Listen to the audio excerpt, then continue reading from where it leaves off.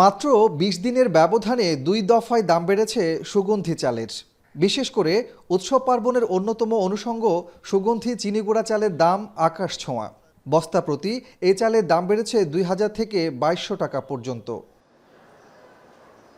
কিন্তু ভরা মৌসুমে হঠাৎ কেন সুগন্ধি চালের এই অস্বাভাবিক মূল্য বৃদ্ধি? ব্যবসায়ীদের অভিযোগ, চালের বাজার এখন আর সাধারণ মিলারদের নিয়ন্ত্রণে নেই। কর্পোরেট জায়ান্ট ও বড় মিল মালিকদের কারসাজিতেই জিম্মি হয়ে পড়েছে পুরো বাজার ব্যবস্থা। দেশের বাজারকে উপেক্ষা করে তারা চিনিগুড়া চাল বিদেশে রপ্তানি করছে, যার প্রভাব পড়েছে দেশের বাজারে। ২-৩টা কোম্পানি সিন্ডিকেটের মাধ্যমে এক্সপোর্ট করছিল অল্প চাউল। তো অল্প চাউল এক্সপোর্ট করলে এইভাবে যে মানুষের টাকা পকেট থেকে টাকা হাতায় নিয়ে গেছে একটা বিশাল সিন্ডিকেট হইয়া, একটা চাউলের বস্তাতে যদি ৫০ কেজি চাউলে যদি ২,০০০ টাকা বাড়ে, তাহলে কি পরিমাণ টাকা মানুষ থেকে হাতায় নিয়ে গেছে। চিনিগুড়ার এই সিন্ডিকেটের আঁচ লেগেছে সাধারণ চালেও। মাত্র ১-১.৫ মাস আগে বোরোর ভরা মৌসুম শেষ হলেও বাজারে তার কোনো সুফল নেই। মিনিকেট, জিরা সিদ্ধ, নাজিরশাইল কিংবা কাটারি ভোগ, সব ধরনের চালের দাম বস্তা প্রতি আরও ২০০ থেকে ৩০০ টাকা পর্যন্ত বেড়েছে।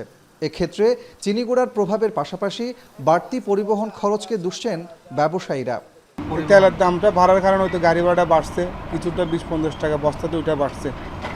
এটাই সন্ধ্যা ৫টা বাড়ছে ভাবে এই কারণে। কারণ আগে মনে করেন যে গাড়ি ভাড়া আসতো ১৭-১৮,০০০ টাকা, এটা ২৪,০০০-২২,০০০ টাকা এভাবে ভাড়া আসতেছে। অন্য অন্য চালের দাম মোটামুটি যেভাবে বাড়ছে, মোটামুটি এভাবে চলা যায়। এই ১-২০০ টাকা করে বাড়ছে, বাড়ে না একদম। মোটা চালের দাম তো আরও বাড়ি গেছে ধরতে গেলে। যেমন স্বর্ণ চাউল এই ছিল ২১০০ টাকা, ২২০০ টাকা, এটা এখন ২৩০০ টাকা, ২৪০০ টাকা পর্যন্ত বিক্রি হচ্ছে। সরকার নিত্যপণ্যের দামে লাগাম টানতে বাজেটে প্রতিশ্রুতি দিয়েছে। তবুও দেশে প্রধান খাদ্যের এ বাজার বারবার সিন্ডিকেটের হাত ধরে কেন অস্থির হবে, সে প্রশ্ন ভোক্তাদের।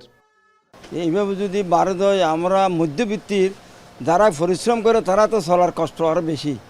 ট্যারিফ কমিশনের হিসেবে দেশে বছরে চালের চাহিদা ৩,৬০,০০,০০০ থেকে ৩,৮০,০০,০০০ টন। দেশে চাল উৎপাদন চাহিদা চেয়েও বেশি, এমন তথ্য বারবার তুলে ধরছে সরকারি সংস্থাগুলো। তাহলে প্রশ্ন হলো, সমস্যা কি উৎপাদনে নাকি বাজার ব্যবস্থাপনায়? কাজী মাহফুজ, এখন, চট্টগ্রাম।